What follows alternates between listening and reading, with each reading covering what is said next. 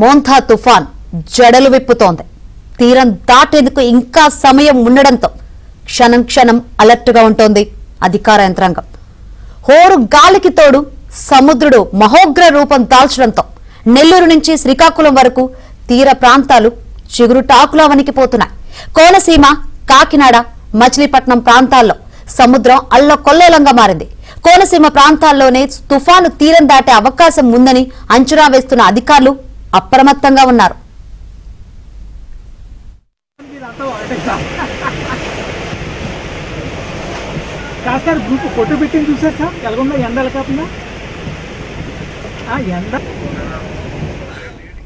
తీరం దాటే సమయంలో సముద్రం నీరు 80 నుంచి 100 మీటర్ల వరకు ముందుకొచ్చే ఛాన్స్ ఉందని, దీనివల్ల కోనసీమ తీర ప్రాంతానికి ముప్పు ఎక్కువగా ఉందని భావిస్తున్నారు.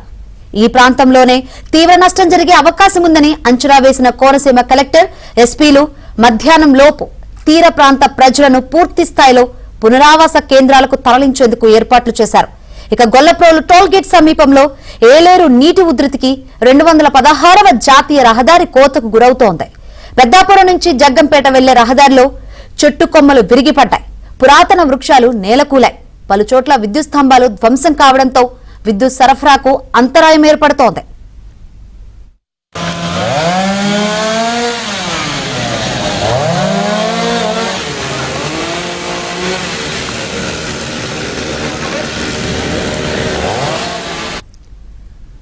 మోంథా తుఫాన్ దాదాపు 39 నియోజకవర్గాల్లో తీవ్ర ఎఫెక్ట్ చూపనుందని ఎన్డీఏ కూటమి ఎంపీలు, మంత్రులు, ఎమ్మెల్యేలు, నేతలు ఈ 2 రోజులు అలర్ట్ గా ఉండి ప్రజలకు సహాయం చేయాలని పిలుపునిచ్చారు ముఖ్యమంత్రి చంద్రబాబు. ఎన్డీఏ కూటమి నేతలతో చంద్రబాబు టెలికాన్ఫరెన్స్ నిర్వహించారు.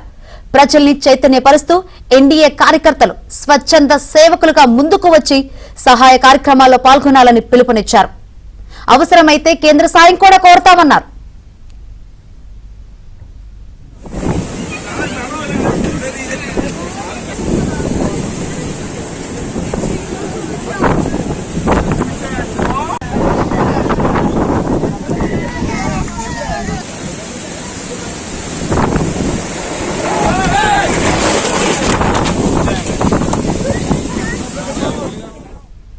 అటు మోంథా తుఫాను తీవ్రతపై సచివాలయంలోని ఆర్టీజీఎస్ కేంద్రం నుంచి నిరంతరం సమీక్షిస్తున్నారు మంత్రి లోకేష్.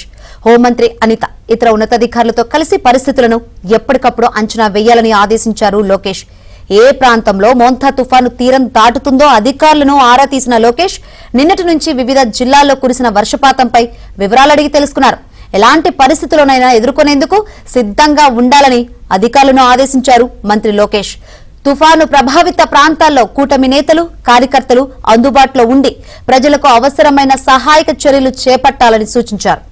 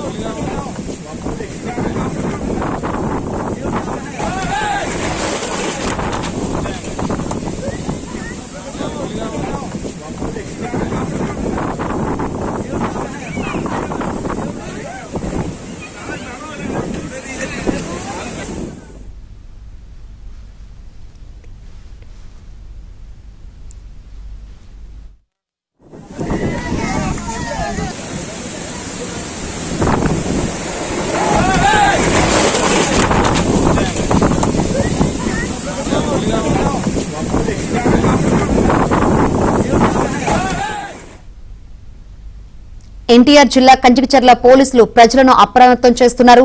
తుఫాన్ వల్ల వచ్చే ఇబ్బందులను మైకుల ద్వారా ప్రజలకు తెలియజేస్తున్నారు. అత్యవసర పరిస్థితుల్లో తప్ప బయటకు రావద్దని హెచ్చరించారు. కృష్ణానది పరివాహక ప్రాంతాల్లోని ప్రజలు, జాలర్లు జాగ్రత్తగా ఉండాలన్నారు. లోతట్టు ప్రాంత ప్రజలు ప్రభుత్వం ఏర్పాటు చేసిన పునరావాస కేంద్రాలకు వెళ్లాలని సూచించారు.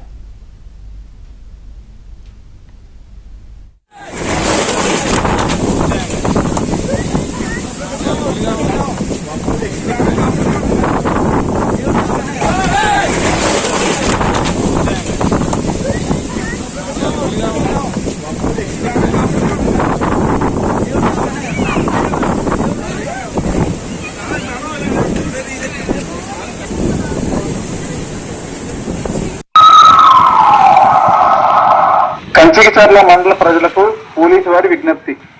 మొందా తుఫాను కారణంగా ఈరోజు మరియు రేపు మన మండలంలో ఈదురు గాలులతో కూడిన భారీ వర్షాలు పడతాయి. కావున ప్రజలందరూ అప్రమత్తంగా ఉండాలి. అందరూ ఇళ్లలోనే ఉండండి. అత్యవసరం అయితే తప్ప బయటికి రావద్దు. అదేవిధంగా కృష్ణానది పరివాహక ప్రాంతంలో ఉన్న జాలరులు మరియు పడవలు నడుపుతున్న వారు నదిలోనికి వెళ్ళరాదు. వాగులు వంకలు పొంగి పొర్లుతూ ఉంటాయి. కావున వాటి వద్ద జాగ్రత్తగా ఉండండి. నీటి ప్రవాహం ఉన్న ప్రదేశంలో దాటడానికి ప్రయత్నించకండి. తయారుపడిన ఇళ్లలో ఉన్నవారు మరియు లోతట్టు ప్రాంతంలో ఉన్నవారు వాటిని ఖాళీ చేసి వెంటనే ప్రభుత్వం వారు ఏర్పాటు చేసిన పునరావాస కేంద్రంలోకి తరలి వెళ్ళాలి. పోలీసు వారు మరియు రెవెన్యూ అధికారులు ఇచ్చే సూచనలను ఎప్పటికప్పుడు పాటిస్తూ తగు జాగ్రత్తలు తీసుకోండి. ఇట్లు Kanchikacherla police NTR police commissionerate.